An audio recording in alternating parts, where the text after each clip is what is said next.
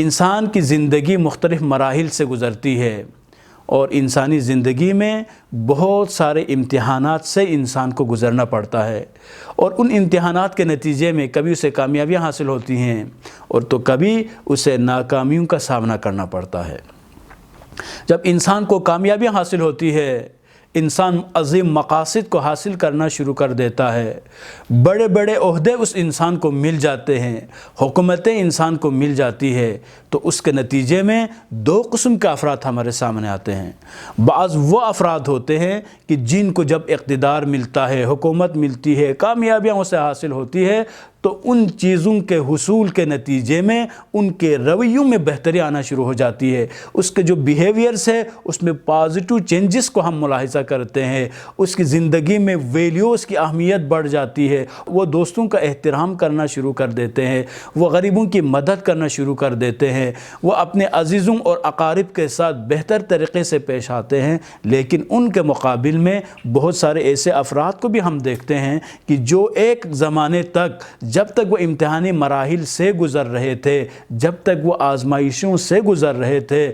اس وقت تک تو وہ بہت ہی اچھے ہوتے ہیں، بہت ہی نیک متدین دکھائی دیتے ہیں۔ جیسے ہی حکومت اسے مل جاتی ہے، جیسے ہی وہ لوگوں کے سربراہ بننا شروع ہو جاتے ہیں، تو اس وقت ان کے رویے بدل جاتے ہیں، ان میں انسانیت نامی چیزیں ختم ہو جاتی ہے، پھر وہ احترام نامی کوئی چیز باقی نہیں رہتی، اس میں ایک درندگی کی صفت پیدا ہوتی ہے۔ وہ یہ خیال کرنا شروع کر دیتا ہے کہ میرا جو مقصد اور ہدف ہے وہ یہی ہے کہ لوگوں کو تنگ کرنا ہے، لوگوں کی توہین کرنا ہی اس کا مقصد بن جاتا ہے۔ تو عزیزان محترم، جب بھی آپ کو اگر کوئی اقتدار مل گیا ہے، کہیں پر بھی ہو سکتا ہے اس اقتدار کا جو دائرہ ہے وہ مختلف ہو سکتا ہے کہ حکومتی اس لیول پر آپ کو بڑا سا کوئی اقتدار آپ کا ہاتھ آ جائے، اور ہو سکتا ہے آپ کو کسی سکول میں پرنسپل شپ کے لیے آپ کو ایک موقع خدا کی طرف سے فراہم ہوا ہو، اور ہو سکتا ہے کہ آپ کو کسی اور اہم کمپنی میں کوئی عہدہ آپ کو مل گیا ہو۔ لیکن چیزوں کے ملنے کے بعد اگر آپ کے بیہیویئرز میں پازیٹیو چینجز کے بجائے اگر نیگیٹو چینجز اگر آپ شو کر رہے ہیں، آپ کے رویوں میں نیگیٹو چینجز اگر آ رہے ہیں، تو سمجھ لیں کہ آپ اپنی زندگی کو کامیاب بنانے کے بجائے آپ اپنی زندگی کو تباہ اور برباد کر رہے ہیں۔ وجہ کیا ہے؟ وجہ یہی ہے کہ آپ کو خود اپنے ذہن میں ان باتوں کو رکھنے کی ضرورت ہے کہ آپ کن مراحل سے گزر کر پیک پہ پہنچے ہیں، کہ وہ خدا جس نے تجھے کامیابیاں عطا کی ہے، اگر آپ ان کامیابیوں کے نتیجے میں شکر خدا ادا کر کے مخلوقات خدا کی اگر آپ خدمت نہیں کر رہے ہیں، تو اس کے نتیجے میں آپ دوبارہ انہی مسائل کا شکار ہو سکتے ہیں۔ کتنے ہی ایسے لوگ ہم اپنی زندگی میں دیکھتے ہیں کہ جو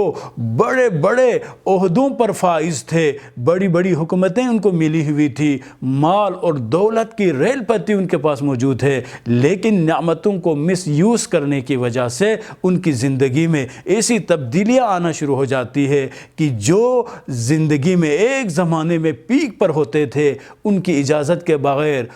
ان کی طرف سے آرڈر آئے بغیر لوگ ہل نہیں سکتے تھے، لوگ آگے بڑھ نہیں سکتے تھے، لیکن وہی لوگ زندگی کے ایک نئے مرحلے میں داخل ہو کر ایک ایک روٹی کے لقمے کے لیے ترس رہے ہوتے ہیں، مشکل سے مشکل ترین مراحل سے گزر رہے ہوتے ہیں۔ تو عزیزان محترم، آپ بھی اپنی زندگی میں یہ بات ذہن نشین کر لیں کہ اگر آپ مشکلات سے گزر رہے ہیں تو آپ اپنی مشکلات کو کسی کاپی پر لکھ کر رکھیں، اپنی پریشانی کو کہیں پر نوٹ کر رکھے، اور اپنی ناکامیوں کو، اپنی جو خواہشات کو کہیں پر رائٹ ڈاؤن کریں، اور جب آپ کو اقتدار مل جائیں تو آپ ان کو بھی پڑھنے کی کوشش کریں، اور اپنے ماتحتوں کے ساتھ وہ کام نہ کریں جس طرح سے لوگ آپ کے ساتھ کرتے تھے اور آپ ان کو ناپسند کرتے تھے، لیکن جیسے ہی اقتدار آپ کے ہاتھ میں آیا تو آپ نے ان سب کو چھوڑ دیا ہے۔ یہ کام کبھی نہ کرے۔ امیر المومنین حضرت علی ابن ابی طالب علیہ آلاف التحیۃ والسلام ارشاد فرماتے ہیں،